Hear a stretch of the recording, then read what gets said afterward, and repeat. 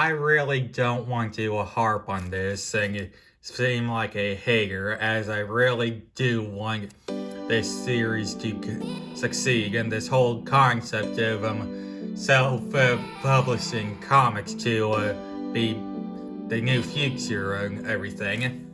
However,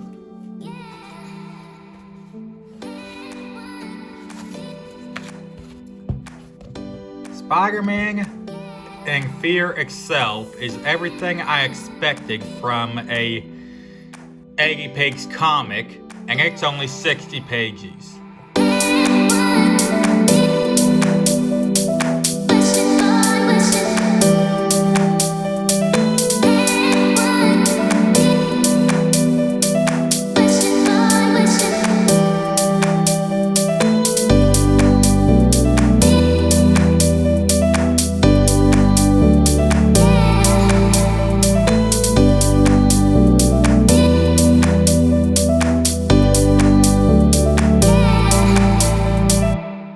Hitler, and right off the bat we start on the very first page with Hitler. It's the end of the war, and it's the night Hitler offs himself. Only we later find out that, let's see, where is it? Hitler did in fact not off himself, and he was killed by the original Human Torch, not Johnny Storm. There was another one before him, way back in the 40s when Captain America first published. That looks like that Morgak guy. I think that's his name.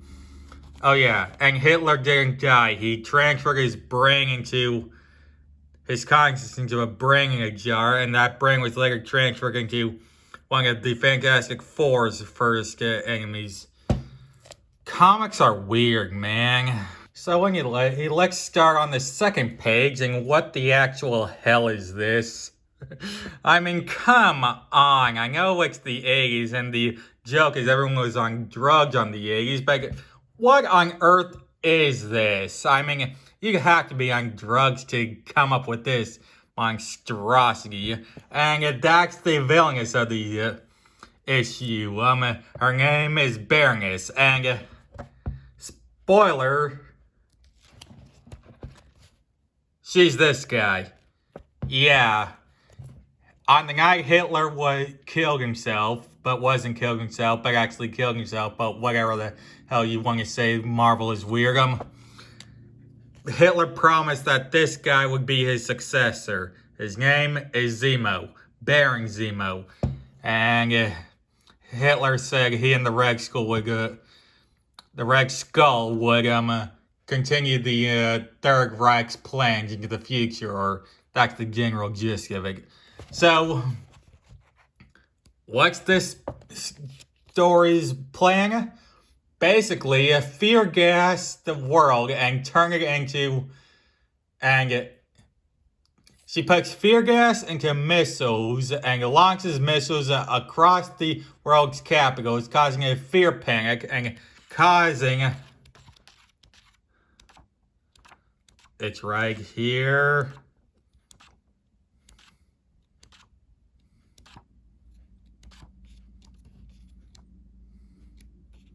Where is it? Come on. Yeah. Causing the Fourth Reich, literally swastikas, because she is in fact a Nazi. Right there. Oh my god. Nazis and Soviets and fear gas, and that ninja's invisible. Invisible ninjas. Man, Spider-Man and Silver Sable have a lot to deal with. Oh yeah, Silver Sable's in this. So, how's the art? It's your standard mid to late 80s comic book art, which is by no means a bad thing. It's this is probably the high standard at the time. Although Harry's got a serious case of long face going on. And he's a Christian. Cool. Anyway, however, there are some cons going on. Hence, mainly it's the standard 80s feminism. Modern day feminism started in the 80s, and I really don't like that. So you just gotta live with it. But henceforth, modern day feminism, Mary Jenkins is stalked by a bunch of robbers or a bunch of molesters wanting to feel her up out of the subway. And then Spider Pete comes in just in nick of time to save her. And MJ calls him off because it was going just a little too hard. Come on, MJ. He's your husband. You're his wife. Just honestly, what can you do to defend against these morons? You're fashion models. You at no time did the comics ever say you took any kind of training for fighting, and yet you say you can take on a bunch of thugs. Please, just let the guy save you for once and be grateful. And of course, the word chauvinist pops up, but used in completely the wrong context, because anyone who uses chauvinist from the 80s to even today means they use it for an overprotective husband or boyfriend, rightfully worried about his 100-pound nothing girlfriend against a bunch of 300-pound guys. Seriously, I'm so glad these comics are getting away from this. Well, the independent comics, Marvel and DC, are both lost, but whatever. But it wouldn't be a overprotective husband story from the 80s without it, so screw you, 80s. Screw you. That being said, I by no means hate this comic whatsoever. Beautiful art, beautiful action, easy to follow, and it's some serious darkness. I mean, like, watch this. Talk about centuries. Rottweilers, shouldn't these Rottweilers be growling? The Baroness had their vocal cords surgically removed. She thinks their silence makes them even more frightening. Dark and gritty animal abuse, and just to make the dogs more frightening. Those poor dogs. And even more so, where is it? Shot of Spider-Man holding his hand, and a guy just falling to his death. My God, this is dark and serious. Oh man, and I would so read 1,000 of these comics any day over what the crap is being placed out on Marvel and DC today. Anyway, as I said, this Spider-Man fear itself is what I've come to is what I'm going to further expect out of these independent comic creators going forward.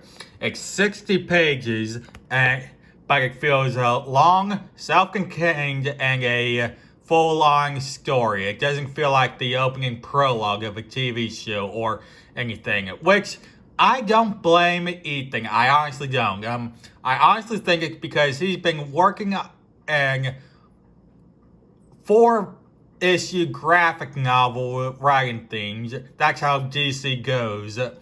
DC and Marvel right nowadays. For the past 10 years, they've been writing to sell graphic novels. So they write in story arcs. They write 4 issues at a time for stories to be spanned over those issues and to later be sold in graphic novels. You see it all the time and current volumes of graphic novels or trade paperbacks. Yeah, trade paperbacks. All the trade paperbacks. Spider-Man Volume 1 is one complete 5-issue storyline, but it's sold as a volume of multiple comics. This is a true trade paperback. It's has multiple stories, multiple comics issues and whatnot in it, but it's multiple stories. The current issues are... Oh, hang on.